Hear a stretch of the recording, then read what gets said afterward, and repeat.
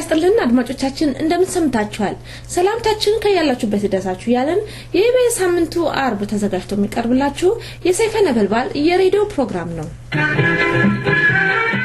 ሰላም ተናስተልኝ እንደምንውላችኋል ዜና እናሰማለን። በእስር ላይ የሚገኘው የኦሮሞ ፌደራሊስት ኮንግረስ ምክትል ሊቀመንበር አቶ በቀለ ገርባ የእስር ጊዜያቸውን ቢጨርሱም አመክሮ መከልከላቸው ተሰማ። ሕክምና እያገኙ እንዳልሆነ የኮንግረሱ ዋና ጸሐፊ ለዶይቼ ቬለ እንደተናገሩት ከሆነ አቶ በቀለ ገርባ የ3 ዓመት ከ7 ወር እስራቸው ጊዜያቸውን አጠናቀው መለቀቅ የነበረባቸው ባለፈው ጥር 11 2006 ዓመተ ምህረት ነበር አሉ። የኢትዮጵያ ሰብአዊ መብት ኮሚሽን በበኩሉ የዚህ አይነት ቅሬታ እስካሁን እንዳልቀረበለት አስታውቋል። በዶክተር መረራ ጉዲና ይመራ የነበረው የኦሮሞ ህዝብ ኮንግረስ ኦብኮ እና አቶ ቡልቻ ደመቅሳ ይመሩት የነበረው የኦሮሞ ፌደራሊስት ዲሞክራሲ ንቅናቄ ኦፌዲን ተዋህዶ የፈጠሩት የኦሮሞ ፌደራሊስት ኮንግረስ ተቀዳሚ ምክትል ሊቀመንበር ነበሩ። አቶ በቀለ ገርባ በያዙት ኃላፊነት ያለ አግባብ የታሰሩ የኦሮሞዎች ጉዳይ እየተከታተሉ ዓለም አቀፍ የመብት ተሟጋቾችና ለሚመለከታቸው ሁሉ ሲያሳውቁ ነበር። ይህ ተግባራቸው ያላስደሰተው የኢትዮጵያ መንግስት ታዲያ የኮንግረሱ ዋና ጸሐፊ አቶ በቀለ ነጋን እንደሚሉት ከሆነ አሸባሪ በሚለው ድርጅት ስም ወንጀሎ አስፈረዶባቸው የተፈረደባቸው 8 ዓመት ሲሆን ይግባኝና ሰሚ ፍርድ ቤቱ ወደ 3 ዓመት ከ7 ወር ተሻሽሎላቸው ነበር ዝዋይ እስር ቤት የከረሙት አሉ። አቶ በቀለ ገርባ ከዝዋይ እስር ቤት ጀምሮ አሁንም በሚገኙበት የቃሊቲ ማረሚያ ቤት ሕክምና እንዳላገኙ እየተነገረ ይገኛል። የሰብአዊ መብት ኮሚሽን ተናጋሪዎች እንደሆነ እስካሁን ድረስ እንደዚህ አይነት ቅሬታዎች አልደረሰንም እያሉ ይገኛሉ። አብረው የታሰሩት አቶ ኦልባና ሌሊሳም ተመሳሳይ ድርጊት እየተፈጸመባቸው እንዳለ ከእስር ቤት እያወጣ ኢንፎርሜሽን ይገልጻል። ተጠልፈው የነበሩ የኡጋዴን አመራሮች ጉዳይ የወያኔ አገዛዝ በሳምንቱ መጀመሪያ የግንባሩ አመራሮች በእጁ እንደሚገኙ ለመጀመሪያ ጊዜ አስታውቋል። የወያኔ የሶማሌ ክልል አስተዳዳሪ እንደገለጹት የግንባሩ አመራሮች ሶማሌ ለድርድርና ለንግግር ኢትዮጵያ መግባታቸው ገልጸው ተጠልፈው ከኬንያ መጥተዋል የሚለው ውሸት መሆኑን አስተባብለዋል። የኬንያ መንግስት የኡጋዴን ነጻ አውጪ አመራሮች ጋር በተያያዘ ከወያኔ ጋር በመስራት ጠለፋውን ተሳትፈዋል ባላቸው 2 ፖሊሶች ምርመራ ለመጀመር ይዞ ማሰሩን ገልጾ የኬንያ መንግስት በገዛ ፖሊሶች ላይ ምርመራ መጀመሩን የወያኔ ለድርድርና ለንግግር ወደ አዲስ አበባ ገብቷል የሚለው የወያኔ ዲስኩር ከንቱ ያደርጋል ሲሉ ገልጸዋል። ወያኔ ከዚህ ቀደም ኬንያ ድንበርን ተሻግሮ በመግባት የኦሮሞ ተወላጆችን ከኬንያ መንግስት ፖሊስ ጋር በመተባበር የኦሮሞ ተወላጆችን አፍኖ በመውሰድ በእስር አሰቃይቶ በርካታ የኦሮሞ ተወላጆች በእስር ቤት ህይወታቸው እንዳለፈ የቅርብ ትዝታችን ነው። ዜናው በዚያ በቃ። መልካም ቆይታ ከቀሪው ፕሮግራማችን ጋር።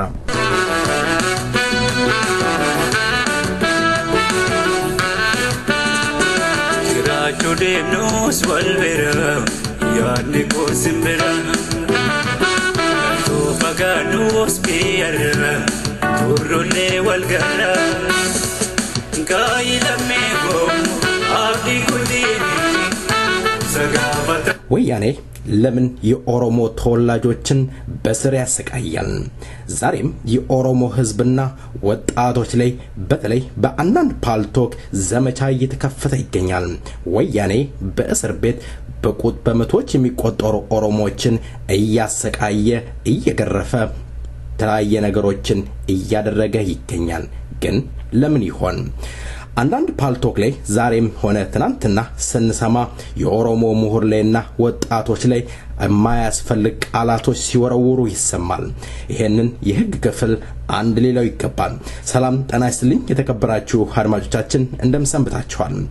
የዚህ እጣ ተካፋይ ወይም እጣ ፈንታ የደረሳቸው በእስር ሲሰቃዩ የነበሩት አቶ ስንታየው ወርቅነህ ጎሳ ዛሬ ከኛ ጋር ቆይታ ያደርጋሉ። የወያኔ እስር ቤት እውን ምን ይመስላል?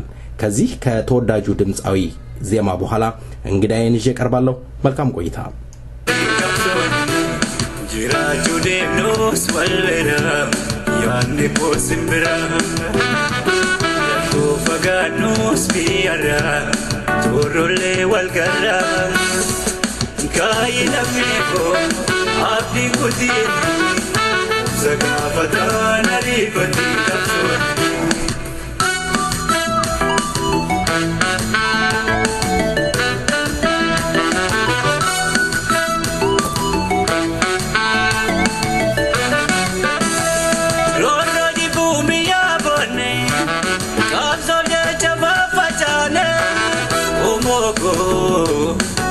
injifannee gallu tokko taane galtu firraanne Yoodoli bumbiyaa baanne kaasoo jecha baafachaane Oboko injifannee gallu tokko taane galtu firraanne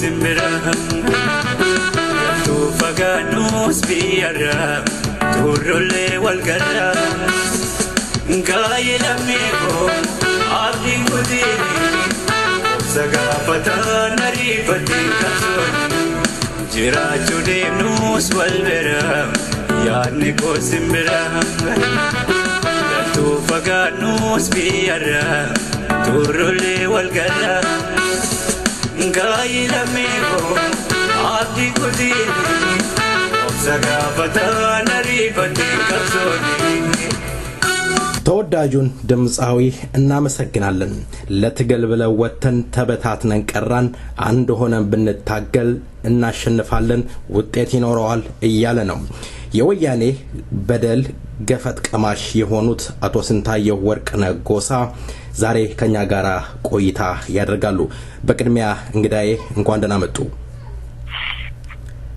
እንኳን ደህና ቆየህ መልካም እንግዲህ አቶ ስንታየው ማን ናቸው ለአድማጭ እስኪ ገለጹልኝ እርሶ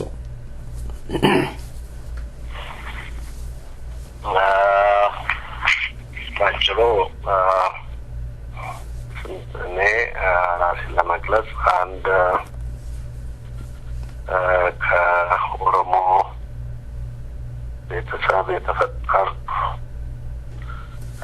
ኦሮሞ ባጭሩ አንድ የኦሮሞ ልጅ ነኝ መልካም እንግዲህ ባጭሩ አንድ የኦሮሞ ልጅ መልካም አቶ ስንታየው እንግዲህ ረጅም የህይወት ታሪክ እንዳሉት አቃለው እንደታሰሩም ሰምቻለሁም በቦታው በፍርድ ቤት በሚቀርቡበት ሰዓት ቀርቤ ለማየት ችያለሁ ግን በምን ምክንያት ታሰሩ እስኪ ለአድማጭ ያካፍሉኝ እንግዲህ መጨረሻ ላይ ታስሬ ከዛም ከሀገር ቤት ከሀገሬ እንደወጣ የተደረኩበት ትልቁ ነጥብ ያው የመጫናቱ ለማ መረዳጃ ማህበር አመራር አካል በመሆኔ ነው በ2004 ወይም 2004 እንደ ኢትዮጵያ አቆጣጠር በ1996 ነው መሰለኝ ባለሳታት ማህበራችን በ2003 ግንቦት ላይ በተደረገው የማህበራዊ ጠቅላላ ምርጫ ላይ የኢሉባቦር ዞንን ወክዬ ወደ መጫናቱ ለማ መረዳጃ ማህበር ቦርድ አመራር ገባው እና በዛ በመረዳጃና ማህበሩ ውስጥ በሂሳብ የማህበሩ ሂሳብ ሹምና እንዲሁም በኦሮሞ ተማሪዎች ላይ በተደረገው የግፍ በደል ጊዜያዊ ኮሚቴ ውስጥ ደግሞ የገንዘብ ያዥ በመሆን በማህበራችን አገልግሎት ሰጥ ነበር እና ይህ የመጫናቱ ለማ መረዳጃ ማህበር የኦሮሞ ማንነት መገለጫ ነው። መረዳ በጫና ቱለማ የኦሮሞ ፖለቲካ መሰረት ነው። የኦሮሞ ኢኮኖሚ ሁለመናው የኦሮሞ ሁለመናው ነጸብራቅ ነውና ገዢዎቻችን የአቢሲኒያ ገዢዎቻችን እንቅስቃሴያችን በጥሩ አይን ያውጥ አልነበረም። በዛው ላይ እንዳለን እንግዲህ ይህ ማህበር ከተቋቋመበት ዛሬ ወደ 50ኛ አመቱ ማክበር እየተቃረበ ነውና በዚህ 50 አመት ውስጥ ማህበሩና የማህበሩ አመራር እዚህ በአቢሲኒያ መሪዎች ትልቅ ግፍ እየተፈጸመባቸው የተገደሉም የታሰሩም የአካል ጉዳተኛ የሆኑ ከሀገርም እንዲሰደዱ የተደረጉ ሀብት ንብረታቸውንም ያጡ እንዳሉ ይታወሳል። እና እኔም እጣ ፋንታ የሆነው እንግዲህ የዛ ገበት ቀማሽ ለመሆን በቅቻለሁ።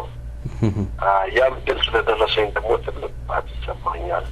ባጭሩ የመታሰሩ ዋና ዓላማ እንግዲህ የማህበሩ አመራር በመሆኔና ማህበሩም ደግሞ ለኦሮሞ ሁለንተናዊ ገጽታ የምታገልና የሚያታግል በመሆኑ ለኦሮሞ ጥላቶች ትልቅ እንቅፋት ሆኖ ነበር።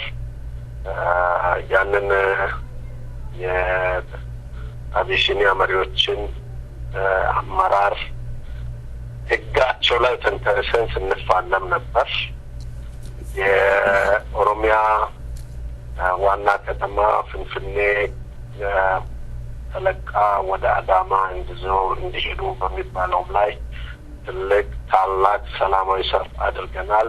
ይህን የመሳሰሉት ጉዳዮች የአቢሲኒያ ገዢዎችን ስላስጨነቃቸው ማህበሩን መዝጋትና አመራሮቹ ደግሞ በግንባር ቀደምትነት የሚፈልጓቸው ሰዎች ማሰር ግድ ስለሆነባቸው አሰሩን። ፍርድ ቤታቸው ማቀረቡን ፍርድ ቤታቸው እንግዲህ በአንድ ወቅት ሲለቀን በሌላ በኩል ደግሞ መልሶ ሲያስረድ አሳለፍኩኝ ከሌሎች የማህበሩ አመራርና አባላትና ደጋፊዎች ምርጥ የኦሮሞ ተማሪዎችን ጭምር ማለት ነው። መልካም አቶ ስንታየው እንግዲህ እንደገለጹት የምርጫ ቱለማ መደራጃ ድርጅት እዛ ውስጥ አመራር ስለሆኑ ነው እንግዲህ ወያኔ እያሰረውት ሲፈታውት የነበረው። የክሱ ወይም የቻርጅ ወረቀቱ ላይ ምንድነው ብሎ ነው የተከሰሱበት? የክስ እንትኑ ምንድነው የሚለው እሱን ይገልጹልናል? እሱ የሚገርም ነው። ለምሳሌ እኔ 5 አንቀጽ ነው የተጠቀሰብኝ። 7 አንቀጽ የተጠቀሰበትም ሰው አለ። 3 አንቀጽም ተጠቅሶበት የተከሰሰ ሰው አለ። ያው እንግዲህ በአጠቃላይ ፈጠራ ስለሆነ ፈጠራቸውን በወረቀት ላይ አስፍሮ እንዳቀረቡልኝ ያየው አንደኛ የጠቀሱብን አንቀጽ በኢትዮጵያ ሕገ መንግስት አንቀጽ 522 የሞት ፍርድ የሚያስፈርድ ነው። አንቀጽ 252 253 ይህም የሞት ፍርድ የሚያስፈርድ ነው። ይሄና ሌሎችንም አንቀጾች በማካተት ነው። እንግዲህ ይሄ አንቀጽ የተጠቀሰብን አንደኛ መንግስትን በጠመንጃ ኃይል ለመናድ ሙከራ በማድረግና ህዝብን በማነሳሳት ነው ምለው በአጠቃላይ እንደንም እንግዲህ በምሉበት ወቅት ያው እነሱ በግንባር ቀደምትነት በኦሮሞ ውስጥ የሚጠሩት የኦነግን እንቅስቃሴ ነው። የኦነግን ዓላማ በማራመድ የኦነግን ከኦነግ አመራሮች መመሪያ በመቀበል በሚል ነው የክስ ሀተታቸው የሚገልጸው እና በጣም ሰፊ ነው። እኔ ግን በአጭሩ እንደው ነጥቦች ልጥቀስልህ ብዬ ነውና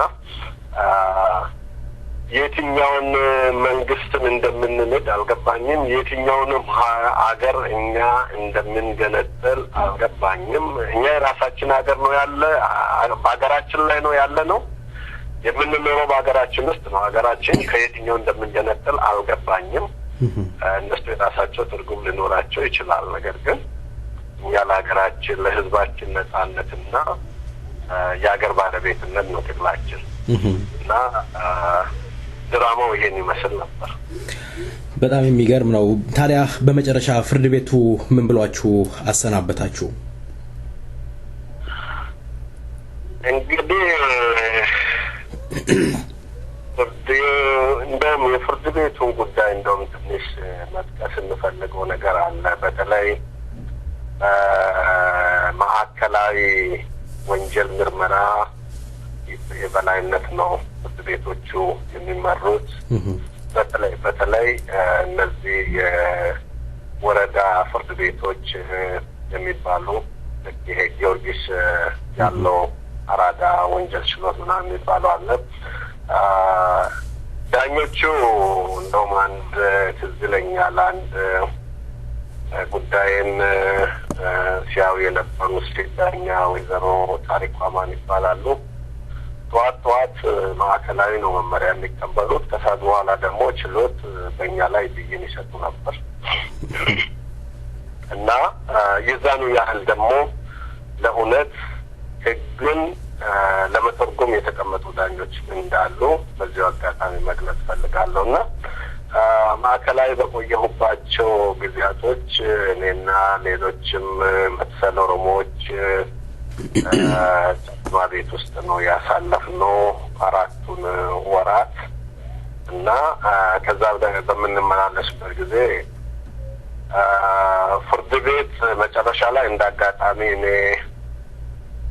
ለኛም ነኝ ልበል አላውቅም ብቻ አጋጣሚም ሊሆን ይችላል እኔ ፍርድ ቤት በመቀርብበት ቀን ሁሉ ጊዜ ችሎት ይሰየማል ያ ምንድነው ጉዳዩን ሲከታተሉ የነበሩ ነጮች ስለነበሩ ወደ ችሎት ይመጣሉ እና ለዛ ስሉ ችሎቱ ክፍት ይሆናል እኔ ካልቀረብኩኝ ወይም ሌሎች ዜግነት ያላቸው ሰዎች ካልቀረቡ በስተቀር ችሎቱ በቢሮ ውስጥ ነው የሚሆነው በቃ በዚህ እና በዛ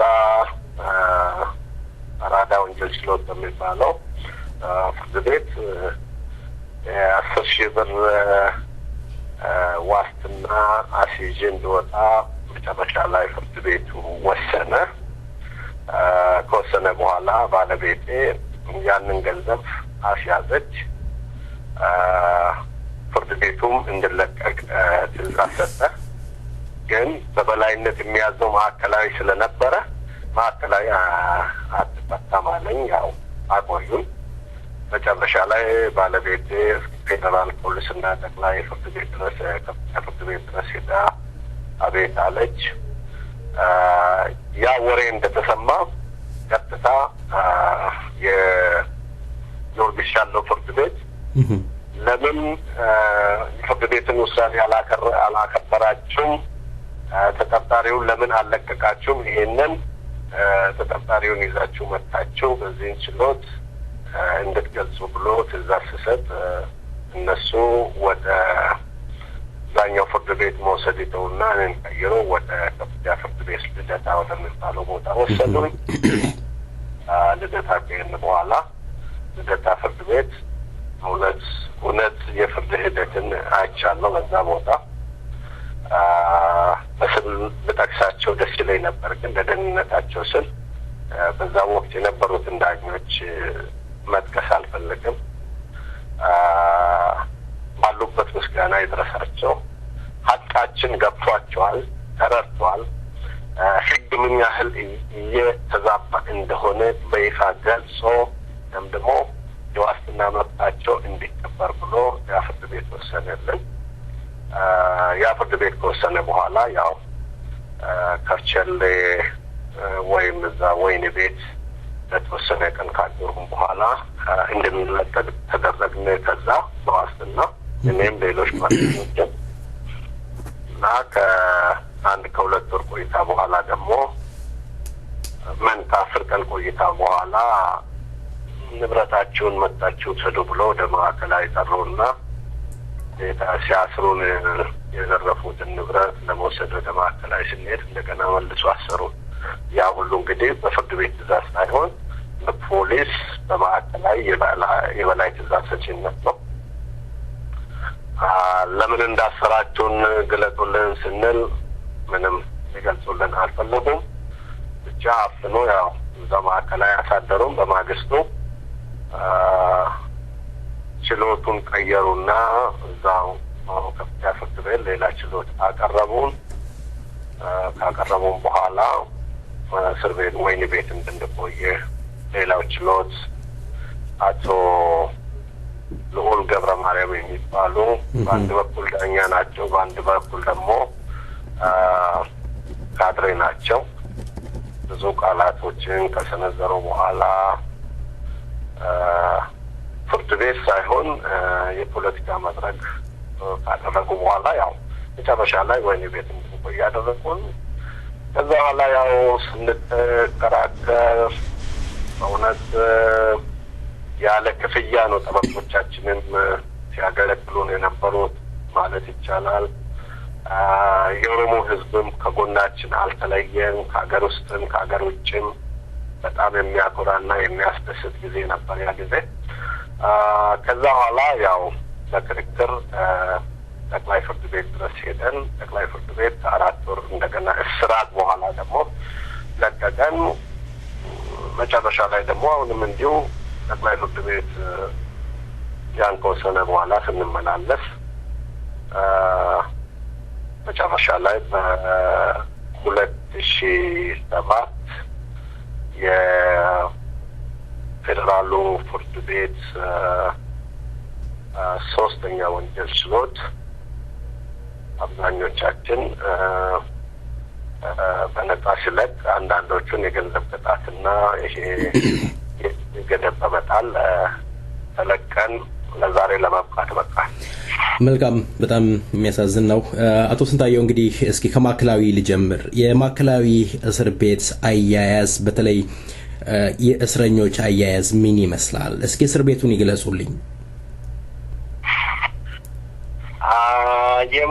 የማዕከላዊ እስር ቤት የሚታወቁ 3 ደረጃዎች አሉት። አንደኛው በዛ በእስረኛ አጠራር ሸረተን የሚባል አለ። ይህ ሸረተን ውስጥ 15፣ 20፣ 30 ሰዎች በአንድ አካባቢ ይታሰራሉ። ሸረተንም ደግሞ የሚያሰኘው እዛችው ቤት ውስጥ በነጻነት የመንቀሳቀስ መብት አላቸው። በወያኔዎቹ መልካም ፍቃድ የምትከፈት አንድ ቲቪ አለች አሉ።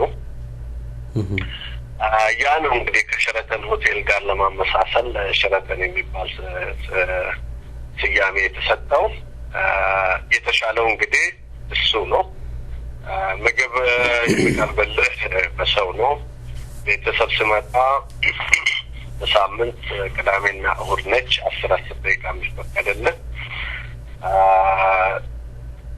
ከዛ አልፎ ደግሞ በሁለተኛ ደረጃ የተሻለ ነው የሚባል በአንድ ቤት ውስጥ 10ም 8ም 15 ሰውም የሚታሰርበት ነው። በጣም ጠባብ ሰው በሰው ላይ የሚተኛበት። ጥሩነቱ ደግሞ የዚህኛው በሩ ክፍት ነው የሚውለው። ብርሃን ወደ ውጭ የማየት እድል አለ። ሌላው እኔ የነበርኩበት ጨለማ ነው።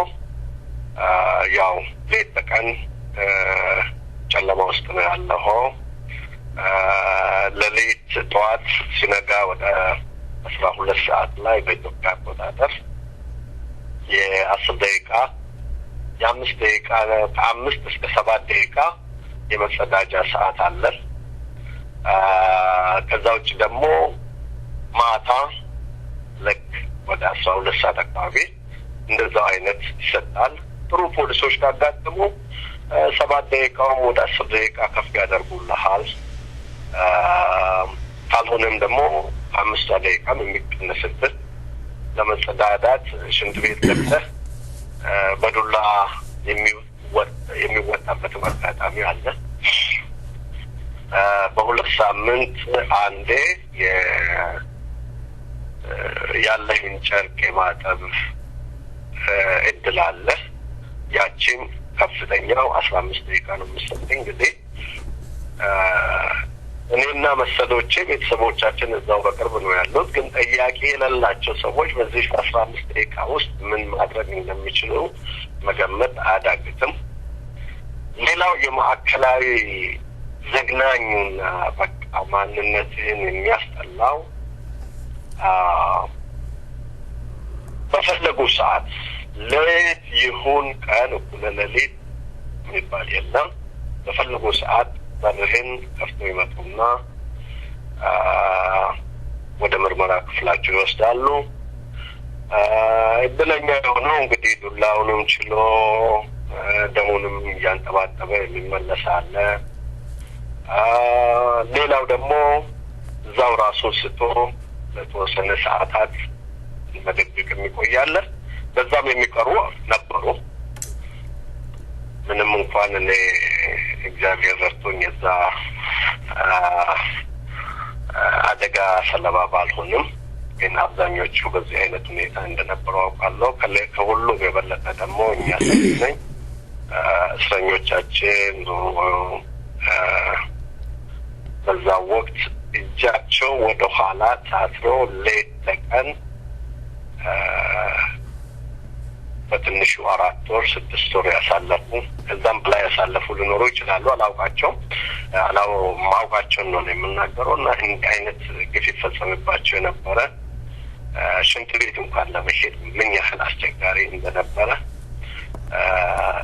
እንዲህ አይነት አስከፊ ሁኔታዎች ነበሩ እኔ ሳይ ነበረው። ሌላው በጣም የሚዘገንነኝ እኔ ከታሰርኩበት ክፍል ፊት ለፊት 3 የሱዳን ይሁን የየት ሀገር ተወላጅ እንደሆኑ አላውቃቸውም። አረብኛ ይናገራሉ። መልካቸውም ነጭ ነው። ሆስኒ ሙባረክ ላይ ግድያ ሙከራ ያደረጉ ናቸው ተብሎ 3 አረቦች አንድ ክፍል ውስጥ ታስሮ ነበሩ።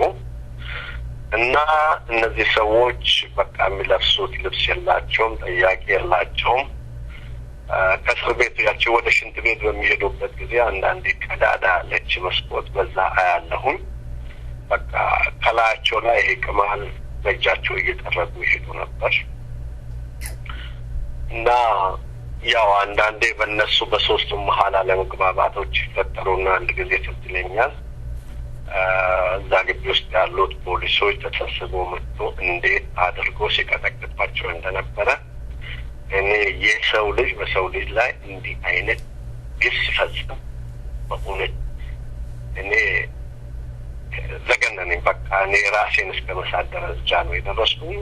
ሌላው አንድ ፍልስጤም ተወላጅ ፓስፖርት እኔ ቤት ውስጥ ረስቼ ቦሌ አካባቢ ነበር የምኖረው እና መንገድ ላይ ያዞኝ ነው የምለው። ያው በእንግሊዝኛ ቋንቋ ነው የምናገረው እና ምንም ጥያቄ የለውም። የሚቀርብለት ምግብ እሱ ልምዱ ስለሌለው በጣም ይቸገር ነበር እና ከኦሮሞም ባሻገር እንግዲህ እነዚህ ሰዎች አይ ነበር እና በጣም የምግብ ችግር አለባቸው። ማዕከል ላይ ያለውን ምግብ መቼም መብላት አይደለም ማሽተቱም ራሱ ይቸገር ነበር እና በዛ አጋጣሚ አንዳንድ ደህና ፖሊሶች በሚኖሩበት ጊዜ ግርስታቸው ምግብ ብዙ ጠያቂዎች ስለነበሩ አውጥቼ ሽንት ቤት አስቀምጥላቸው ነበር እና እነሱ በሚወጡበት ጊዜ ቦታውን ያውቃሉ። ከዛች ቦታ ያነሱና ይበላሉ። እቃውን ደግሞ እዛው ይተውልኛል እና ሌላው ደግሞ ጀነራል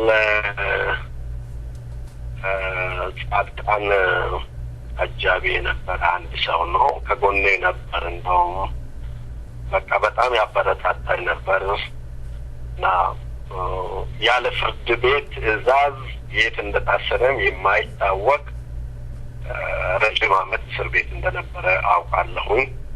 ብዙ ነገር እንጨዋወት ነበር ይህን ሰው እንግዲህ ብዙ ነገሮች ስንነጋገር ነበር ግን ያን በዚህ ወቅት መግለጽ አስፈላጊ ሳይሆን እና የማዕከላዊ ትዝታዬ በትንሹ ይመስላል ሌላው ማለት የማልችለው ለምርመራ ክፍል ተጠርቼ አንድ የኔ መርማሪ የነበረው በዛ ወቅት ስሙን ባልሳሳት ተዘራ ይባላል እና ያው ጥያቄዎችን ይጠይቀኝ ነበር ጥያቄ ሁሉ ወደ ኦነግ አባልነት የሚያመራ ነበር መጨረሻ ላይ ይሄን ሁሉ የፈጸምኩት ከኦነግ አመራር በሚሰጠኝ ትዕዛዝ ነው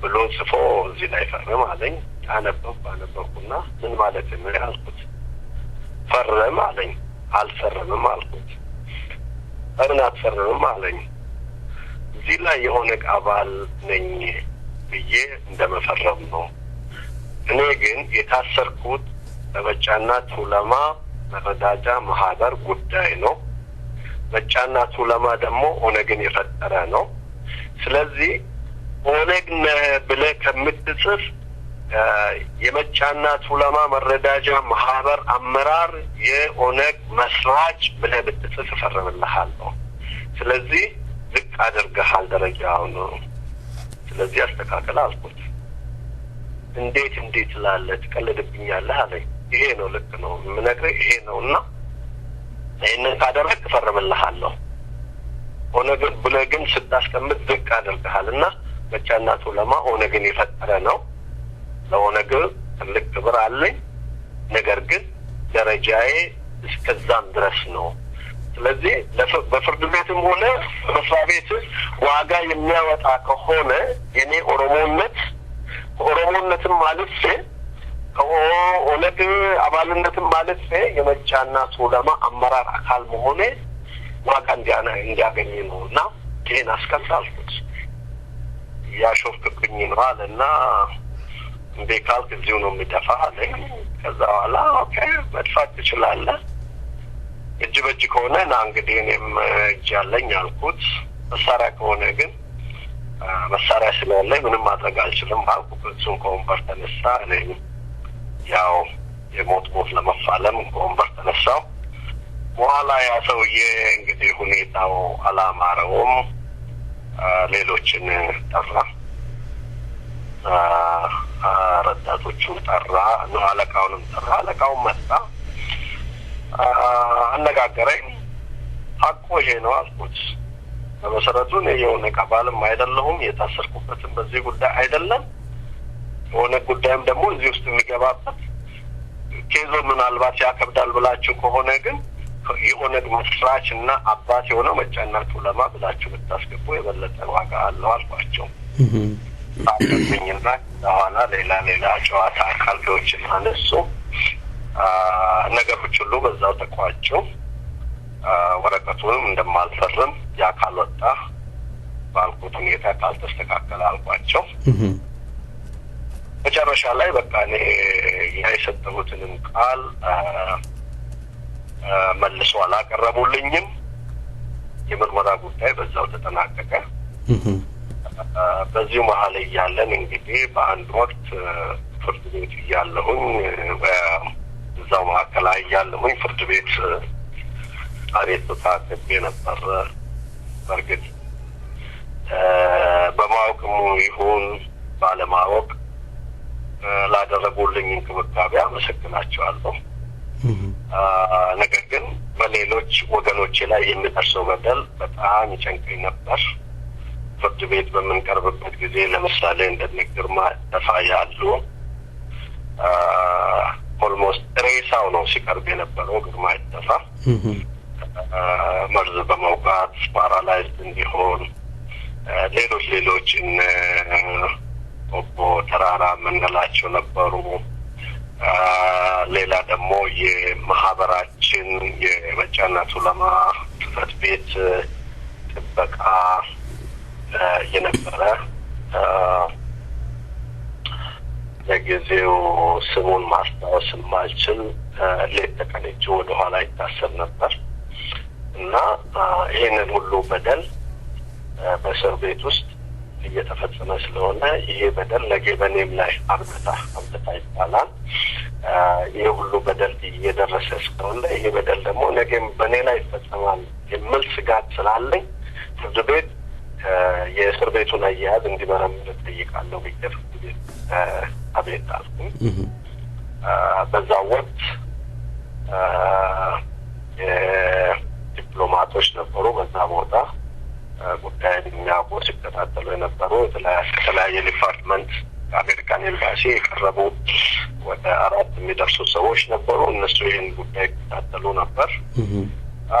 ከዛ በኋላ ይሄ አርብ ነው የተፈጸመው። ሰኞ ዕለት ፍርድ ቤት ድረስ እስር ቤት ድረስ መጥቶ ጎበኙን። ያለውን ዝርዝር ሁሉ አንድ የዛው የማዕከላዊ ባለስልጣን የሆነ ስሙ በትክክል አላውቀውም እሱ ቁጭ ብሏል። እሱ ባለበት ይጠይቁኝ ነበር ያለውን ሁኔታ ሲገልጽላችሁ፣ ዳኛው ደግሞ እሱን ይነክስብኝ ነበር እንደዛቻ። ከዛ ከሆነ በኋላ ሰዎቹ ያው የመጡ ተመልሶ ሄዱ።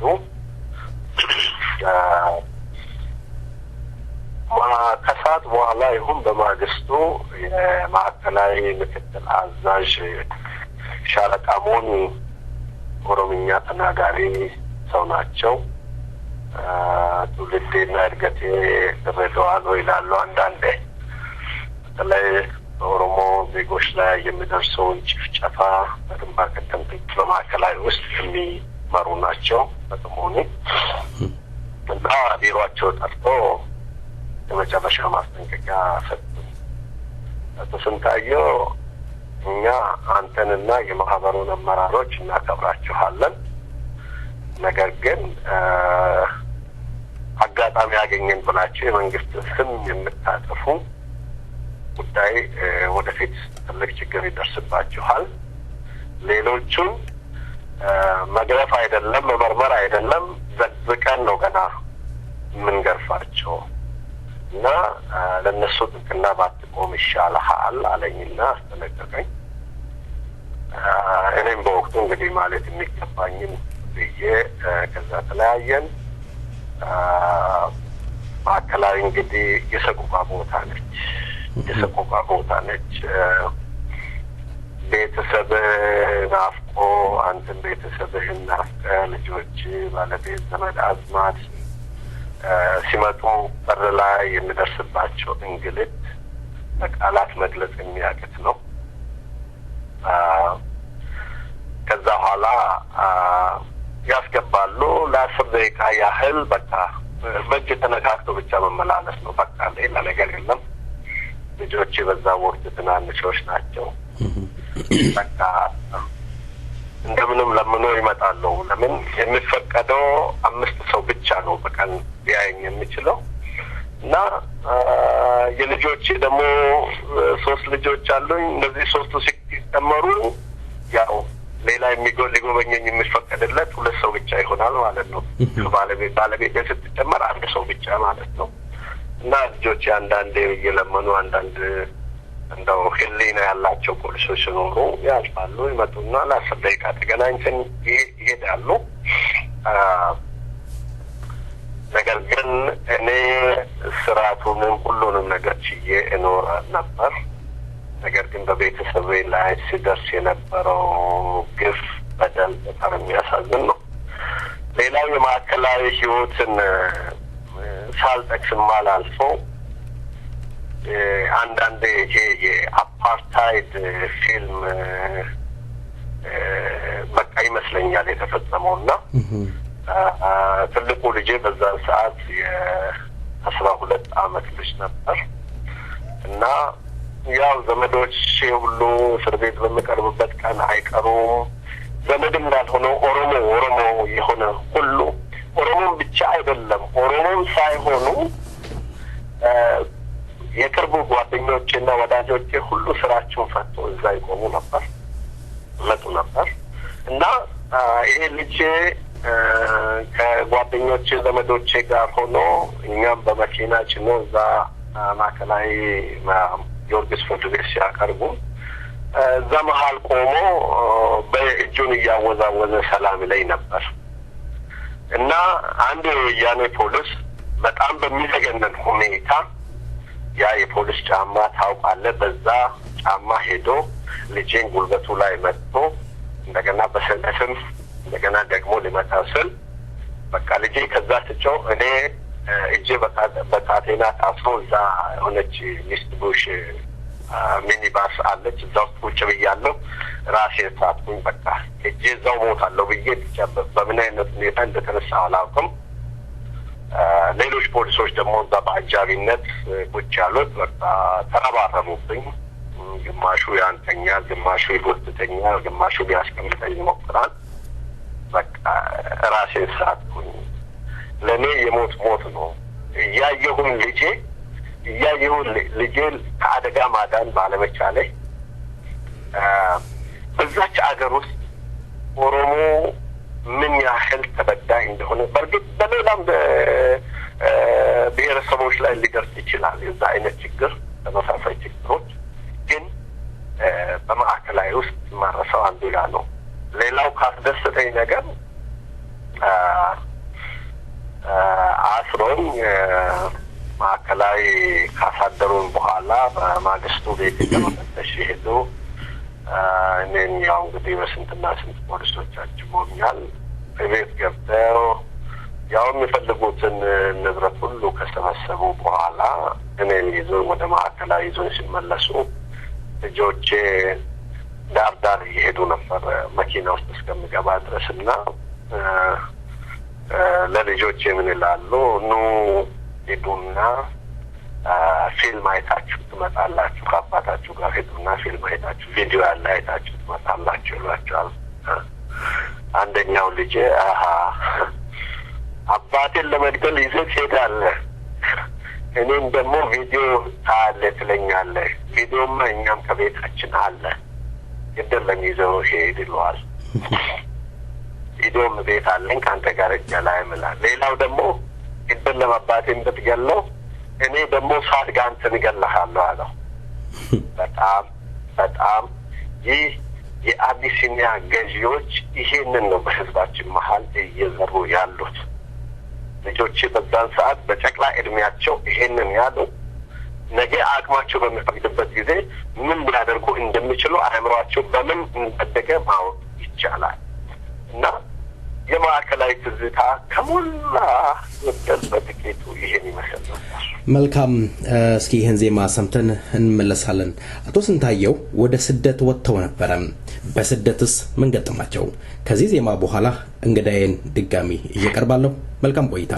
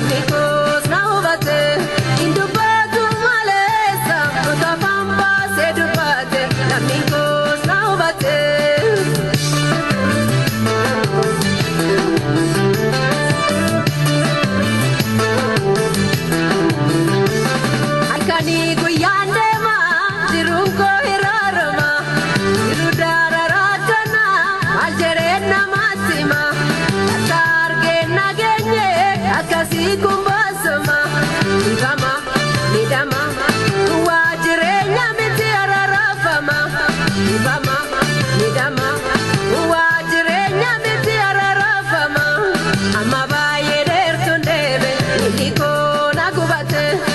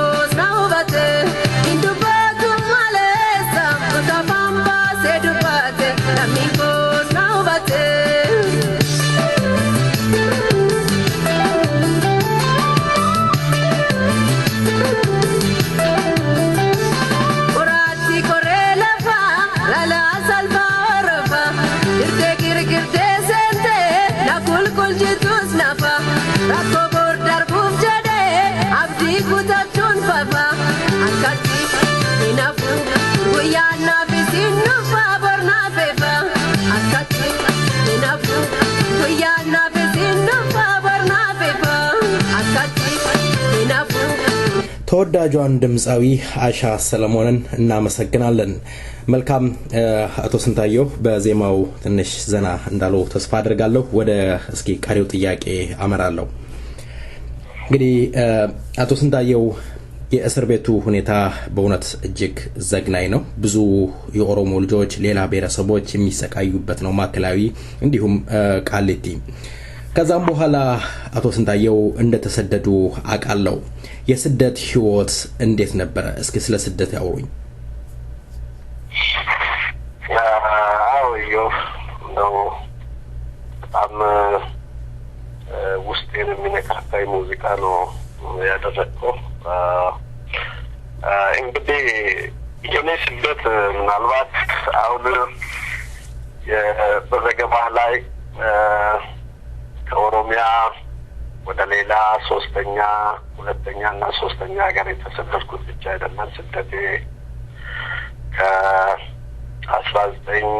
ከ1992 ጀምሮ ነው የኔ ስደት።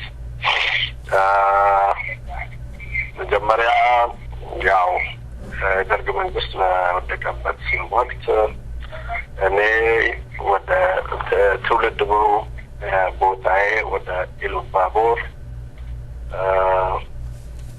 ቡሬ ወረዳ የሚባል ነበር። እዛ ነበር የምኖረውና እዛም በነበርኩበት ጊዜ ካለኝ ከህዝብ ጋር ካለኝ ግንኙነትና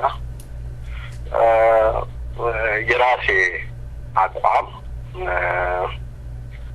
መንግስት ደስተኛ አልነበረም እና ስደት ከዛ ነው የጀመርኩት ለማለት ፈልጌ ነው። እና በ92 ዓመተ ምህረት በየጊዜው ያስሩኝ ነበር እዛ።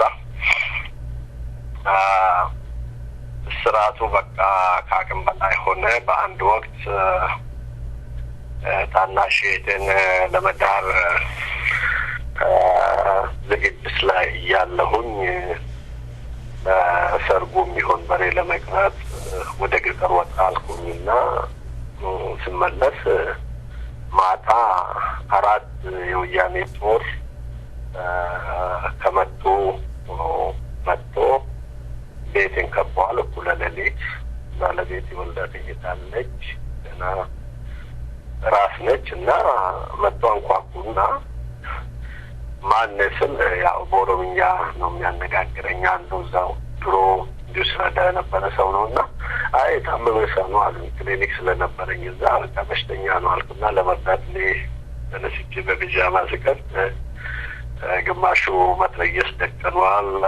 ያ እኔ ስረዳው የነበረው ልጅ ቦምብ ይዞ በር ላይ ቆሟል። አካባቢ በጦር ተወሯል። በዛን ቀን የወሰኑት የኦፒዲዮ ካድሬዎች ነበሩ። እዛ አካባቢ ግድያ ነበር የወሰኑት እና ጉድጓድ ሁሉ ተቆፍሮ ነበር። ይዞኝ ወደ ፖሊስ ጣቢያ ሄዶ ከፖሊስ ጣቢያ አልፎ ወደ ሌላ የሚረሽኑ ቦታ ሲወስዱኝ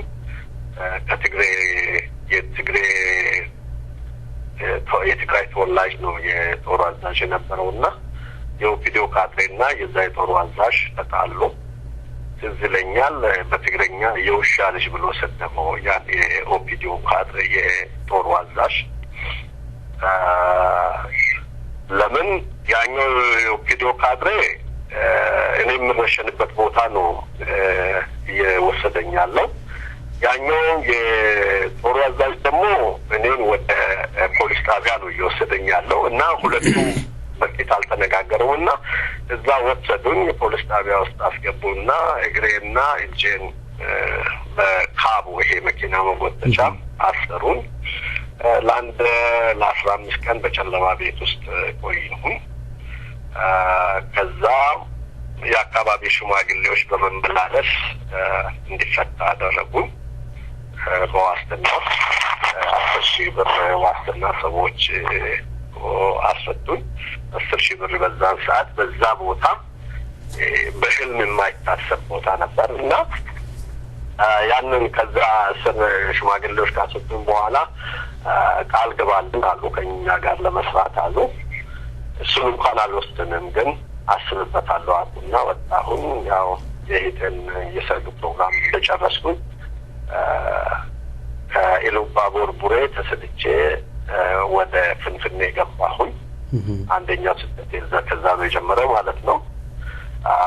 ፍንፍኔም ስኖር ፍንፍኔ ምንም የኦሮሚያ አካል ብትሆንም ደስተኛ አልነበርኩም። ምንባው ህዝብ መሀል መኖርን ነበር ምርጫዬ። ፍንፍኔም እያለሁኝ እንግዲህ ያው የኦሮሞነት ሰዓት ውስጥ ተቀጣጥላለች መሰለኝ። ያው በተለያየ መንገድ ሰራ ነበር በግልጽም በድብቅም እና ብዙ ሰዎችን አብረን ስንሰራ የነበሩ ብዙ ሰዎችን አጥቻለሁ። ፍንፍኔ በምሰራበት ወቅት ለምሳሌ እንደነ ኦቦ ዋቆ ቶላ አብረን ትልቅ ስራ ስንሰራ ነበር። እብድም ሆነ መስለን ለማኝም መስለን በፍንፍኔ ውስጥ ብዙ ስራ ስሰራ ነበር። ወያኔዎች በሌላ ስም ነበር የሚያውቁኝና ይፈልጉኝ ነበር። በዛ በሚፈልጉኝ ስም የሚፈልጉት ሰውዬ እኔን ነው፣ ግን የሚፈልጉኝ በሌላ ስም ነው። ከኦቦ ዋቆ ተለየሁም። እኔም ያው በዋቆ ቶላ ላይ የደረሰው እድል ቀማሽ ነበርኩኝ እና ከዛም ቀጥለው እንግዲህ በዚህ የማህበሩ ጉዳይ መጥቶ ስደቱ ከፍንፍኔ ደግሞ ወደ ናይሮቢ እንዲሆን ተደረገ። ወደ ናይሮቢ ተሰደድኩኝ። ወደዛ ወደ ስደት ዓለም ከመሄዴ በፊት እንግዲህ ከማዕከላዊ እስር ቤት ወደ ከርቸሌ ተወስደን 3 አመት ባሳለፍንበት ወቅት ሳልጠቅስ ማለፍም አልፈልገውም የኦሮሞነት መገለጫ ባህሉ፣ ወጉ ሁሉ እዛ እስር ቤት ውስጥ አይቻለሁ። ምን ጊዜ የማረሳው በኦሮሞ መሀል ያለው መተባበር፣ መፈቃቀር፣ አንዱ ለአንዱ ማዘን፣ መቻቻል እስካሁን አላየሁም እስር ቤት ውስጥ ያየሁት አይነት። ከዛ ከእስር ቤትን ቦታ እኔ አሁንም ህሊናዬ እዛው እስር ቤት ውስጥ ነው ያለው። ለምን ምርጥ የኦሮሞ ልጆች እዛ ውስጥ ነው ያሉት። ጀግኖች ኦሮሞዎች እዛ ውስጥ ነው ያሉት። አሁን እኔና ሌሎች ጓደኞቼ እድል አግኝተን ከዛ ከጠባቧ እስር ቤት ወጥተን በተለያየ ፈረንጅ ሀገር ለመኖር እድል ያገኘንም አለን። እዛችሁ ደግሞ ኦሮሚያ ውስጥም ትንሽ ሰፋ ያለው እስር ቤት ውስጥ የሚኖሩ ብዙዎቹ ያው ጠቅላላ የኦሮሞ ህዝብ እስር ውስጥ ነው ያለው። ኦሮሞ ብቻ ሳይሆን የአቢሲኒያ ገዢዎችን አመራር ወይም የአገዛዝ ዘይቤያቸውን የሚቃወሙ ሁሉ አማራ ይሁን ትግሬ ይሁን ጉራጌ ይሁን ማንኛውም እስር ቤት ውስጥ ነው ያለው። በአሁኑ ወቅት ያቺ ሀገር እስር ቤት ነች። ያቺ ሀገር ከእስር ቤትነት ወደ እውነተኛ ሀገርነት መለወጥ መቻል አለባት እና እዛ እስር ቤት ውስጥ እንግዲህ በጣም የሚያስደስት ነገር ነው አይቼ ወጣሁኝ። የማረሳው አንደኛው የተሻለ እውቀት ያለው ሌላውን ሲያስተምር፣ የታመመውን አንዱ ሲያስታምም፣ በቃ እኔ በእውነት ምንጊዜም የማረሳው በህይወቴ ውስጥ ደስታ ያገኘሁት በኦሮሞነቴም የፍራሁበት የተከበርኩበትም እስር ቤት ነው። እንግዲህ ከዛ ከእስር ቤት ከወጣን በኋላ እንግዲህ ወደ ስራዬ ተመልሼ ስራዬንም እንደጀመርኩኝ ስራዬን አሁንም ሌላ በወያኔ መንግስት ሌላ ሴራ እየተረመሰሰ ነበር እኔን ለማሰር። ያው እንግዲህ እሱን ከእነሱም ጋር ከሚሰሩም ሆኖ ከሌሎች ታማኝ ምንጮች መረጃ ደረሰኝ መውጣት ሆነ። ከዛ በኋላ እንግዲህ ስደቴ ወደ ናይሮቢ ሆነ። ናይሮቢም ከሄድኩ በኋላ እንግዲህ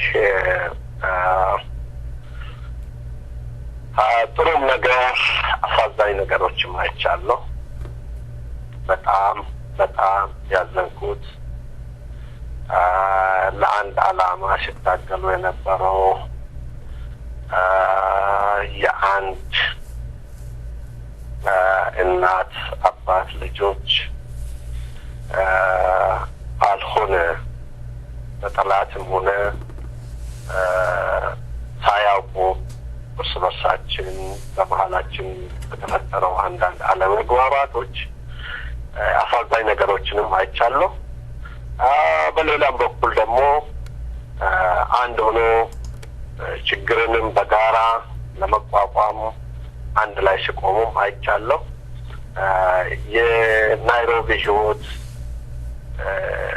መራር ነው በእውነት። ለምን በዛ ቦታ አብዛኛው ህዝብ የሰውን እጅ አይቶ የሚኖር ነው። ጉልበት እያለው ሰርቶ መብላት እድል የለውም። ተመጽዋች ነው አብዛኛው እና በዛ ላይ ደግሞ የኬንያን ህዝብ በጣም ነው የማመሰግነው። ነገር ግን ፖሊሶቹ ከህዝቡ የወጡ አይመስሉም። ዩኒፎርም ለብሶ የሚዘብ ፖሊስ የመንግስትን ፖሊሲ ያራምዳለሁ የሚል የደህንነት አባል $100 እና $100 የሰው ልጅ እንደ እንስሳ ከምሰሶ ከስልክ ፖል ጋር አስሮ የሚሄድ እንዲህ አይነትም ዘግናኝ ቦታም ነች ናይሮቢ። በእርግጥ ምንም ይሁን ምን ህይወታችን ለማትረፍ ኦሮሞና የአቢሲኒያ ገዢዎች በደል ያንገፈገፋቸው መውጫ በራቸው ነች እና ናይሮቢ ልዩ ትዝታ አለኝ። መልካም እንግዲህ አቶ ስንታየው ገልጸውታል። ከመጀመሪያው ከእስር ቤት የስደቱን አክለዋል። አሁን እስኪ እንግዲህ ይሄ ሁሉ በደል አለ በኦሮሞ ህዝብ ላይ በተቀራው ህዝብ ላይ የተለያየ በደሎች ይፈጸማሉ። እንደዚህ አይነት በደሎችን ለማስቆም የወያኔን ጡንቻ ከተቀራው ህዝብ ጫንቃ ላይ ለማውረድ ምን መደረግ አለበት ይላሉ?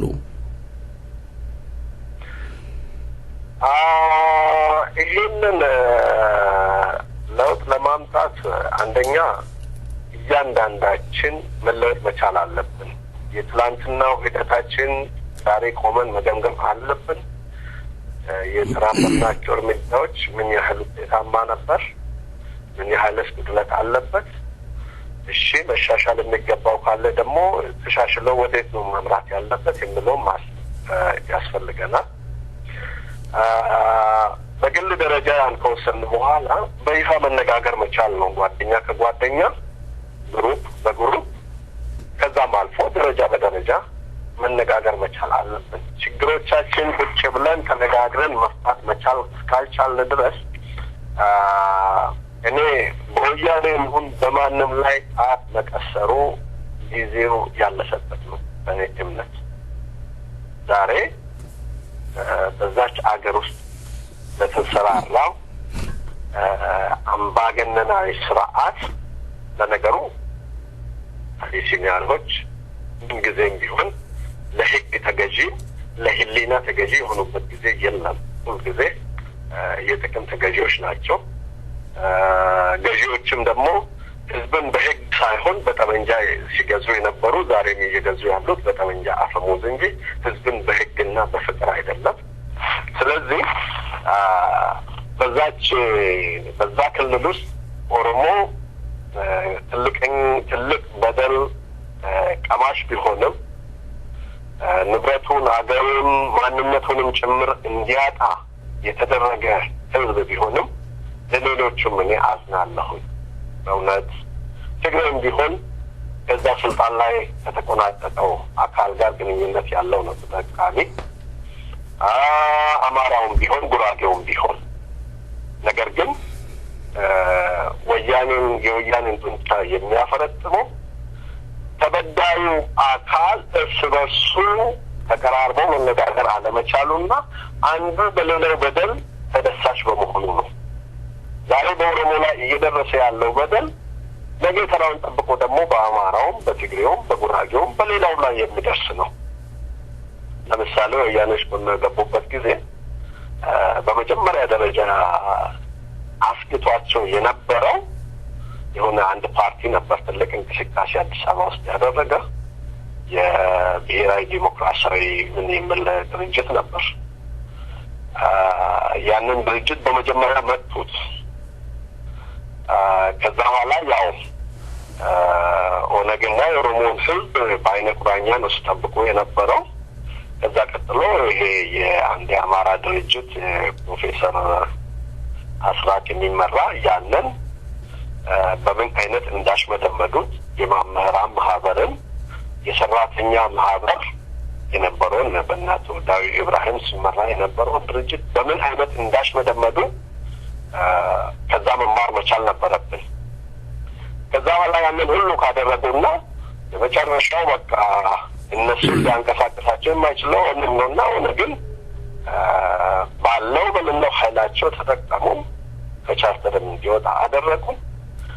ሌሎች ድርጅቶችም ከዛ እንዲወጡ አደረጉ። ዛሬ ብቸኛ ገዢዎች ሆነው ቁጭ ብለዋል፣ ተከራካሪ የሌለው እና ነጻነት ፈላጊዎች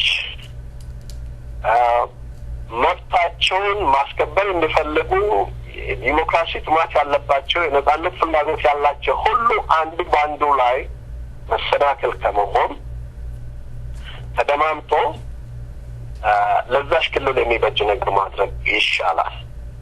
የማንም ቤት ጠፍቶ የማንም መብት ተገፎ በሰላም በዛች ክልል መኖር እንደማይቻል ሊያውቁ ይገባል።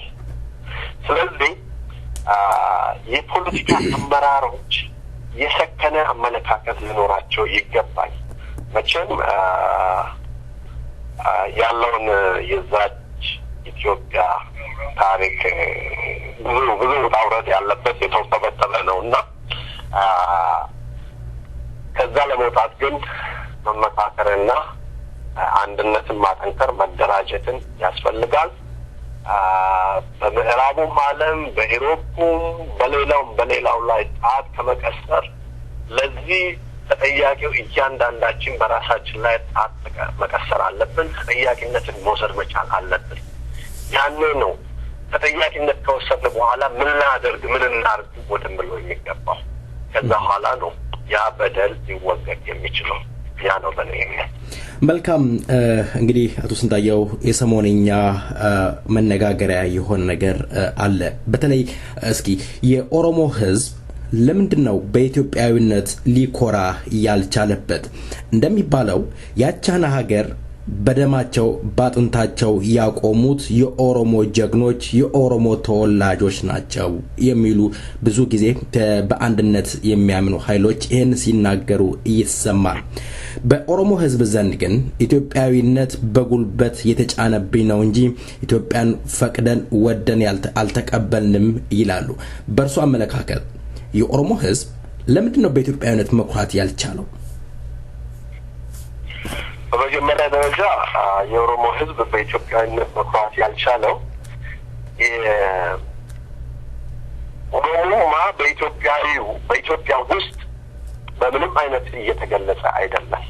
የኦሮሞ ማንነት ኢትዮጵያ ውስጥ በምንም አይነት መልኩ እየተንጸባረቀ አይደለም። ስለዚህ እኔ በሌለሁበት ቦታ ላይ እንዴት ኩራት ይሰማኛል? የኔ ልጅ በኔ ቤት የሚኮራው በኔሽን የሚኮራው ከኔ ስለወጣ ነው። የኔ ማንነት ከሆነ በውስጡ ስላለ ነው። ኢትዮጵያዊነት ግን በእኛ መልካም ፍቃድ የመጣ ሳይሆን በጠመንጃ ኃይል የተጫነብን ነው። ችግራችን የስም አይደለም። የስም ችግር የለብንም። አማራውም ቢሆን ድሮ ኢትዮጵያ የምትባል ሀገር ከመመስረቷ በፊት የራሷ ንጉስ የራሷ ዳር ድንበር የነበራት ሀገር ነች። ለምሳሌ አጼ ቴዎድሮስን ብንወስድ ንጉስ ተክለ ሃይማኖትን ብንወስድ ሁሉም የራሳቸው የጎጃም ንጉስ የጎንደር ንጉስ እየተባለ ወደ ትግሬም ስንሄድ አጼ ዮሐንስ የትግሬ ንጉስ እንደነበሩ ኦሮሞም ደግሞ ጅማ የአባ ጅፋር ሀገር ነው። ወለጋ የጆቴ ሀገር ነው። ወደ ሉባቦር ስትሄድ የኢሉፈታሳ ሀገር ነው። ስለዚህ ሁሉም እነዚህ ሀገሮች በወሎንም ሌላውን ሁሉ አርሲውም ባሌንም ብትወስድ ሁሉም የራሱ ንጉስና የራሱ ክልል የነበራቸው ሲሆን በአጼ ቴዎድሮስ ተስፋፊነት የተጠነሰሰው አስተሳሰብ ወደ አጼ ምኒልክም ተሸጋግሮ ቴዎድሮስ በጀግናው የኦሮሞ ሴት ህይወቱን ካጣ በኋላ ምኒልክ የመስፋፋት እድሉን አገኘ። ተቀናቃኝ አጣ።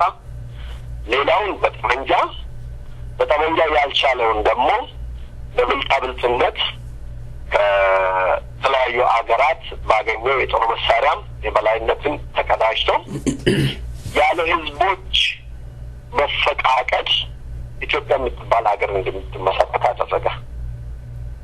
ይህንን አቢሲኒያዎች አይወዱም። ይህንን ቃል አይወዱም። ይህን እውነት መቀበል አይችሉም። ይህን እውነት ለመቀበል በቀላሉ ንጉስ ተክለ ሃይማኖት የት ነበሩ? አጼ ቴዎድሮስ የት ነበሩ? አጼ ዮሐንስ የት ሀገር ገዢ ነበሩ? አባ ጅፋር የማን ንጉስ ነበሩ? ኦኬ፣ እነዚህ ሁሉ በራሳቸው ፍቃድ ነው ስልጣናቸውን ሰጥቶ ተጨፍልቆ በምኒልክ ስር የወደቁት።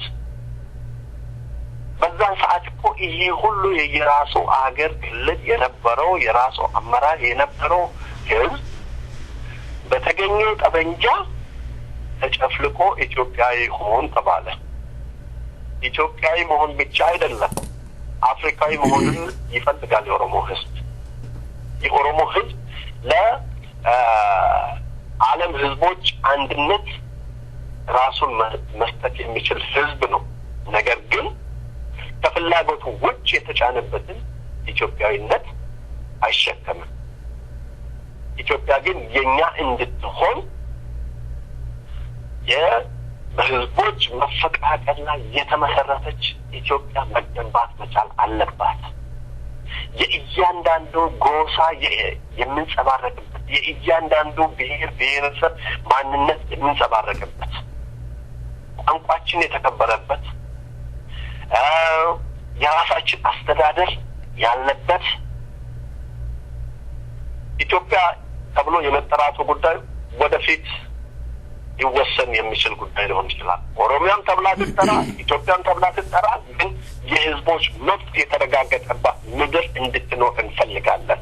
በኢትዮጵያ በዛች ክልል ብቻ አይደለም፣ በአፍሪካም ብሎም በዓለም ላይ አያጥቡት አመለካከት ያ ነው ትልቁ ችግራችንና እንዴት አድርገን እንግዲህ በሌለንበት ቦታ እንዴት ኩራት ይሰማን በኢትዮጵያ ውስጥ እንግዲህ እንደነገርኩ የእስር ቤቶችን ታሪክ ዞር ብሎ ያዩ ይናገሩ ድሮ በኦሮሞ ላይ የ15 ደቂቃ ጦርነት ብቻ ነው የሚበቃው ኦነግን ለማጥፋት ወይም የኦሮሞን ትግል ለማቆላሸት ብሎ ኤርፖርት ላይ ሲፈክሩ የነበሩት አቶ ስዬ አብርሃ እስር ቤት በነበሩበት ወቅት እስር ቤት ሲወጡ እስር ቤቱ ኦሮምኛ ነው የምናገረው ብሎ ተናግሯል።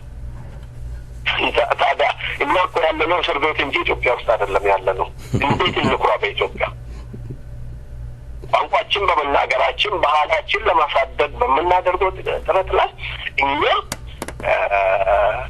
አገር ገንጣይ መንግስትን ገልባጭ የማይሆን መንግስት አንድ ጊዜ አይደለም ሺህ ጊዜ ይገለባበጣል። ነገር ግን የሚበጀን በዲሞክራሲ የሚያምን መንግስት ካለ በዲሞክራሲ መተዳደር የዓለም የመጀመሪያዎቹ ነን እኛ ኦሮሞዎች። መልካም ዝለ እስኪ አቶ ስንታየው አያይዘው እንደው ምናልባት ቀደም ሲገልጹ የኦሮሞ ህዝብ የጅማን ጠቅሰዋል፣ አቶ ሞረዳን ጠቅሰዋል፣ የወለጋውን ንጉስ የጅማውን ንጉስ ጠቅሰዋል። ግር ይላል ማለት የሞሬሽ ሊቀመንበር እኮ የተናገሩት ነገር አለ። የኦሮሞ ህዝብ የወጣው ከህንድ ውቅያኖስ ነው ብለዋል። ይሄን እርሶ ከታ መተውት ነው አባጅፋር ገዝተው ነበር ሞረዳ ገዝተው ነበር የሚሉት የኦሮሞ ህዝብ እንግዲህ እንደሳቸው አገላለጽ እንደ አሳ ከህንድ ውቅያኖስ እንደወጣ ነው የሚገልጹት። ምናልባት እኔ ተሳስቼ ይሆን ወይስ እንዴት ነው ነገሩ? እስኪ አንዳንድ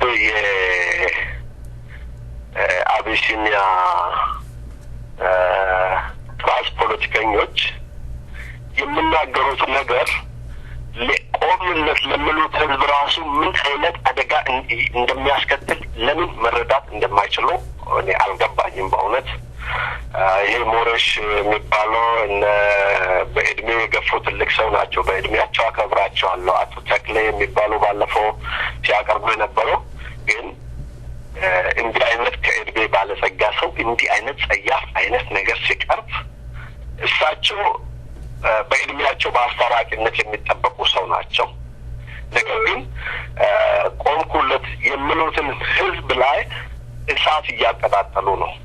የኦሮሞን ህዝብ በዛ ህዝብ ላይ እያነሳሱ ነው። የበለጠ ኢትዮጵያ የምትባለው ነገር የበለጠ ጥላቻችን እንዲጨምር የሚያደርጉ ናቸው እና ከህንድ ውቅያኖስ እንግዲህ በእነሱ አጥማጭነት ነው እኛ ኦሮሞ ከህንድ ውቅያኖስ የወጣው። ያ እንግዲህ እውቀታቸው እስከዛ ድረስ ስለሆነ እሱን ለነሱ መተው ይሻላል። ለምን በእንዲህ አይነት አልባሌ አመለካከት ካላቸው ሰዎች ጋር እኔ ማፋለምን አልፈልግም። ለምን ለታሪክ መተው ነው። ከህንድ ውቅያኖስ መጣ ብሎ በኦሮሞ ላይ ከወሰኑ አዎ ልክ ነው። አላማቸውም እነሱና መሰሎቻቸው የአቢሲኒያ ገዢዎችም የኦሮሞን ህዝብ ሳይሆን የኦሮሞን ምድር ነው የሚፈልጉት። ብቻላቸው ያው ምኒልክ ጡትንም ቆርጦ ብልትንም ቆርጦ እጅንም ቆርጦ ኦሮሞ እንዳይራባ አድርጎ ነበር። ግን ከዛ ሁሉ ተርፈን ዛሬ ደግሞ ለዛሬ በቅተናል። ስለዚህ ያለነሱ መተው ነው። እኔ ወገን የሆኑት የኦሮሞ ፖለቲከኞች ከእንደነዚህ አይነት አልባሌዎች ጋር ክርክር መጠሙ አስፈላጊ አይደለም። መስራት የሚገባን አልፈን መስራት ነው። ይሁን እንጂ በሞሪሸሶች አመለካከት እና የፖለቲካ ትንታኔ ተከትለን በማንም ጎሳ በማንም ብሔረሰብ ላይ የበቀል እርምጃ አንወስድም። የኦሮሞም ህዝብ ይሄንን አያደርግም። ነገር ግን ይሄው ህዝብ ራሱ እኛ እንደ ሞሪሸሶች ቆመንለታል የምለው ህዝብ ራሱ መልሶ ሊጠይቃቸው ይገባል። ቢያንስ በአማራውም በትግሬውም በሌላውም ሀገር ተሰዶ ያለው ኦሮሞ ቁጥር በጣም አነስተኛ ነው። ኦሮሞ እዛው ቀዬው ላይ ነው ያለው። ነገር ግን እዛ ኦሮሞ ቀዬ ሄዶ ባለ ሀብት የሆኑት እነሱ ቆምላቸው የሚሉት ሰዎች ናቸው። በእነሱ ላይ እሳት አትለኩሱ ነው የምላቸው። ለምሱ ተበጣኔ መልስ መስጠቱ ጊዜ ማባከን ስለሆነ መልካም አቶ ስንታየው እንግዲህ አንዳንድ ፓልቶኮች እነ ደፍተራ ሲቪሊቲ የሚባሉ ፓልቶኮች በኦሮሞ ህዝብ ላይ አላስፈላጊ ፕሮፓጋንዳ እየነዙ ይገኛል። የኦሮሞ ህዝብ ዛሬም እንደ ትናንትናው ሊጨፈጭፋችሁ ተነስቷል፣ በደኖን እንቁፍቱ ገደልን አስታውሱ እያሉ የማያስፈልግ ፕሮፓጋንዳ እየነዙ ይገኛል። ትንሽ ቀዝቀዝ በሉ እንላለን። አቶ ስንታየው ጥያቄዎችን እያጠናቀቁ እገኛለሁ። የኦሮሞ ህዝብ ከዚህ በፊት እጁ ጡቱ ተቆርጦበት የነበረበት ህዝብ ዛሬ ማስታወሻ አኖሌ ሐውልትን አቁሟል። በኢትዮጵያ አንድነት የሚያምኑት ፓርቲዎች፣ ግለሰቦች ያ ሐውልት አግባብነት መሰረት የሌለው በልቦለድ የተመሰረተ ስለሆነ መፍረስ አለበት ይላሉ። እርሶስ ምን ይላሉ?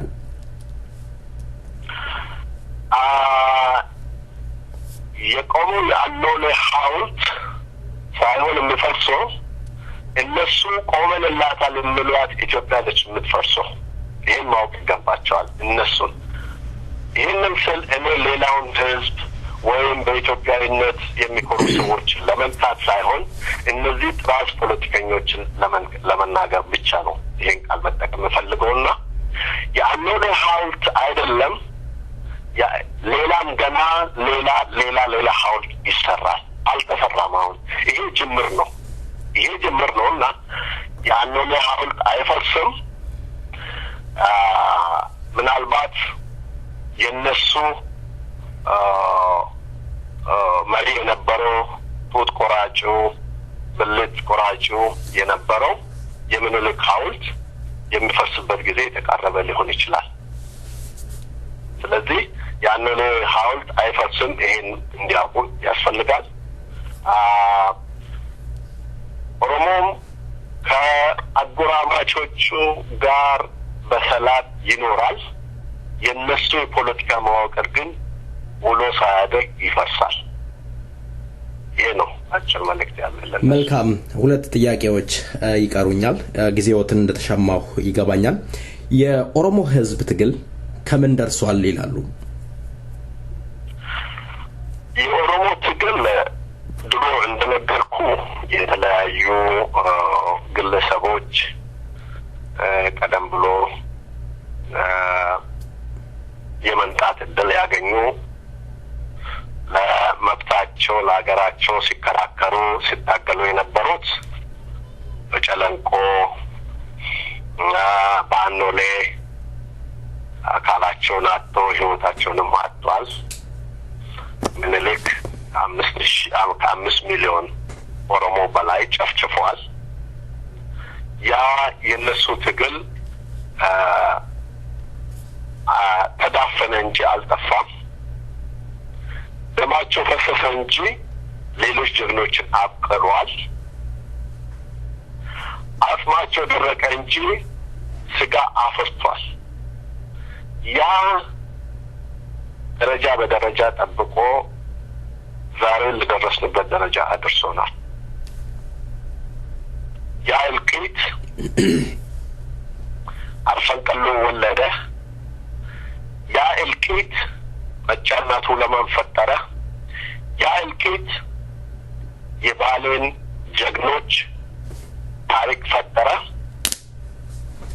የወሎን የራያና አዘቦ ትግል ወለደ። እነዛ ሁሉ ደግሞ ደረጃ በደረጃ አድገው ዛሬ የተለያዩ የፖለቲካ የነጻነት ታጋይ ድርጅቶችና የነጻነት ግንባሮችን ፈጥሯል። ይህ የምኒልክ ጭፍጨፋ የኦሮሞ ማንነት ሊደብቅ አልቻለም። ከኃይለ ሥላሴም ከደርግም አልፎ ከዛሬ ከወያኔውም ጋር እየተፋለመ ነው። ስለዚህ ድሮ በጥቂት የሚቆጠሩ የኦሮሞ ምሁራኖች ሲያካሂዱት የነበረው የማንነት ትግል ዛሬ በመላው ኦሮሞ ውስጥ ተሰራጭቷል። በየትኛውም የፖለቲካ ድርጅት በየትኛውም የተለያዩ ድርጅቶች ውስጥ ይሳተፍ የኦሮሞ ህዝብ ጥያቄው አንድ ነው፣ መልሱም አንድ ነው። ያንን እንግዲህ ጥያቄ መልስ መስጠት እስካልቻሉ አቢሲኒያኖች ትግሉ ይቀጥላል። ውጤቱም ደግሞ ሳይወዱ በግድ የሚቀበሉት ይሆናል ወደፊት እና የኦሮሞ ትግል በአጠቃላይ በአሁኑ ወቅት ከድርጅት አመራር ወጥቶ የህዝብ ትግል አካል የህዝብ ትግል ሆኗል። ዛሬ የኤሌመንተሪ ተማሪ ኦሮሞን ወጣት ብትጠይቅ ስለ ኦሮሞና ኦሮሚያ በሚገባ ይገልጹልሃል። ከዛም አልፎ የኦሮሞ ማንነትና የኦሮሚያ ጂኦግራፊ ዛሬ ከኦሮሞ ብቻ ሳይሆን በውጭው ዓለም ከየት እስከ የት እንደሆነ ምንስ እንደሆነ ማወቅ ተችሏል። ስለዚህ የኦሮሞ ትግል ድሮ በድብቅ የነበረው ዛሬ ይፋ ሆኗል።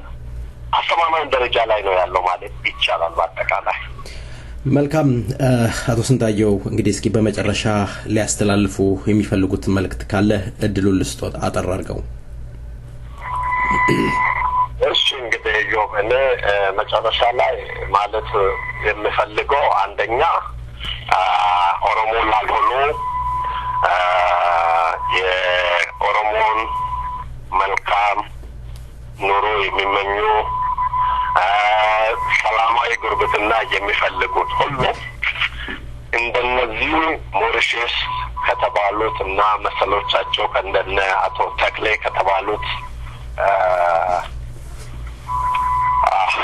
እነሱ የሚጠቀሙትን ጸያፍ ቃላት መጠቀም አልፈልግም እንጂ ከሚያበጣብጡን ከሚያፋጁን ሰዎች ጋር ሁኔታው በዚህ አይነት ከቀጠለ የከፋ ሁኔታ ነው የሚፈጠረው በእኛ መሀል። ህዝባችንም ከታጋሽነት ድንበር እያለፈ ነው። ስለዚህ ያ ሁኔታ በዚህ አይነት ከቀጠለ ትልቅ ጥፋት ስለሚመጣ ያ ጥፋት ከመምጣቱ በፊት እንደነዚህ አይነቶቹን ድርጅቶችና ሰዎች ለማስቆም ቢያስቡበት መልካም ነው። ጥፋቱ ከኦሮሞ ህዝብ የበለጠ ለሌላው እነሱ ቆምለት ለምሉት ሰዎች ነው። አንድ ያ ነው። ሌላው ማስተላለፍ የሚፈልገው ለኦሮሞ ወገኔ ኦቦላዋንኮ ኑይ ጋፊ ሄዱ ቀብና ጋፊን ኬኛ ሰነ ሁንደ ኬሳ እኒ ጉዳን አባ ብዩማቲ አባን ብዩማ ሱን mirgi keenya akka kabajamu qabsoo goonu keessatti hundumti keenya iyyuu ilaalcha adda addaa qabaachuu dandeenya. haa ta'u malee nu ilmaan abbaa tokko haadha tokkooti. muumamuudhaanii muu habarru kanan jedhe duwwaatiyyuu sirriidha jechuu haadhiisnu mee obboleessi koo obboleettiin koo hiriyoonni koo maaliif yaada kana kaasan tarii dhugaa wayii qabuu jedhaati walii yaada. fiigichi amma har'aa fiigni hunda keenyayyuu hin beekna. har'aa Oromoo qulqulluu meeqa gootota meeqatu mana hidhaa keessatti dararamaa jira. guyyaa du'a jalaa ta'anii warra eeggachaa jiran jiru. mee jara duuti itti murtaa'e kana du'arraa hambisuu irratti hafuuleffan. mee hidhamaa keenya hiiksisuu irratti hafuuleffan. kaayyoon isaa abbaan kaayyoo dhugaa kan qabatee jiru ana jennee isa falminu saba Oromootiif hadhiisu. murteessaan saba keenya kan qabsoofnuufis saba keenyaaf malee dantaa dhuunfaa keenyaatiif akka hin taane nan hubadha. kan immoo dhugoomsuudhaaf dhaabbannee wal dhaggeeffachuu qabna. salphinni inni kanaan duraan nugaa deebisnee wal salphisuu hin qabu. wal dhaggeeffannu wal yaa'ossinu mee qabsoo isa kan diina irratti dhaadannoo dhageessisnurra araaraaf yeroo haa kenninu. مورا أورمو بلبل أورمو هند كيست أراري حبو سنغافة هيجدو هن كين خرج ميرا سبن كين وفوغتيرا دين ساس بريرا لكن نجرو قرو عدين سرت ولي قلتي أبو كين ولي قلتي ابن كنمو نقاد أراران ولي إيسودان حد أمورام حد أبط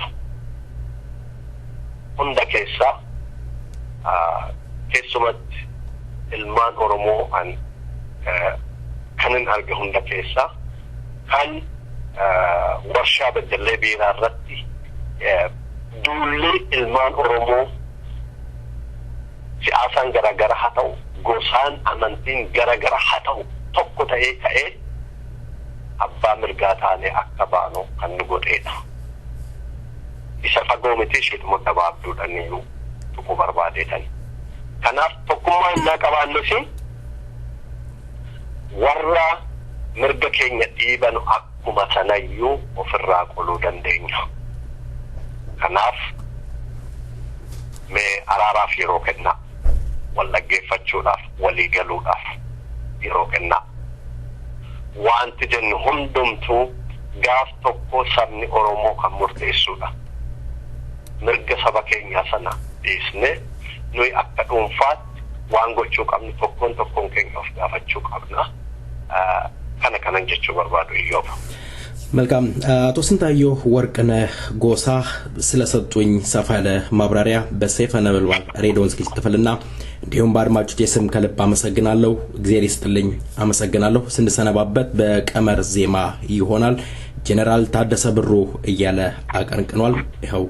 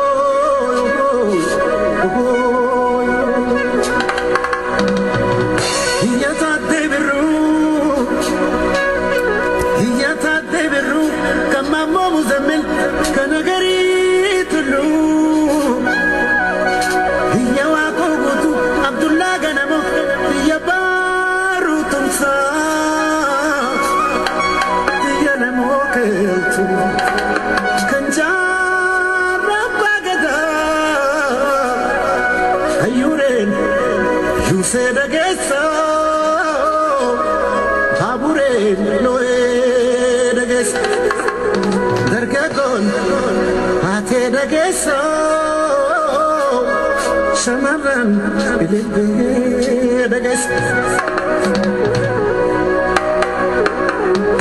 Chambata tu badu Walaita tu badu Hadia tu badu Sidama tu badu Madagara kesa Harari tu badu Kurage tu badu Orkoba tu badu Somale tu badu Madagara kesa Manama jachun malikanisa Yonasun kabane tikone kesa Esan rarafa Esan rajita Harale ilmisan urratidijita Akiyana beit Senana dubat Hitlari Afrika Milik binensa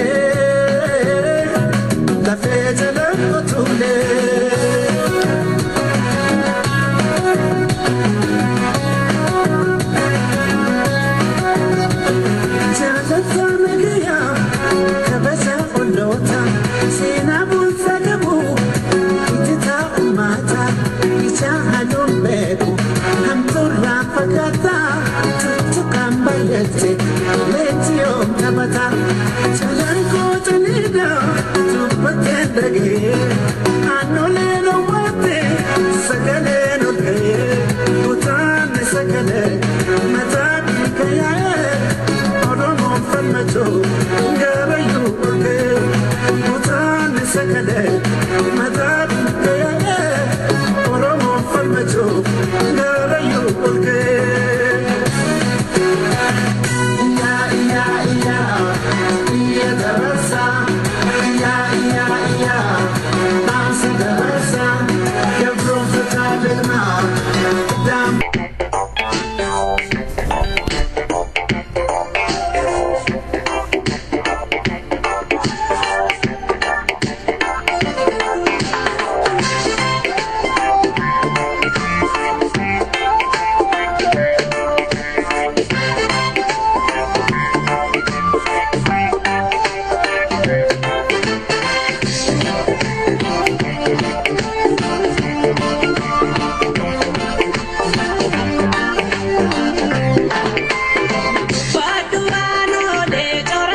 የተከበራችሁ አድማጮቻችን ፕሮግራማችን አበቃ። እስከ ሳምንት መልካም ሳምንት ቸሮር ያሰማን።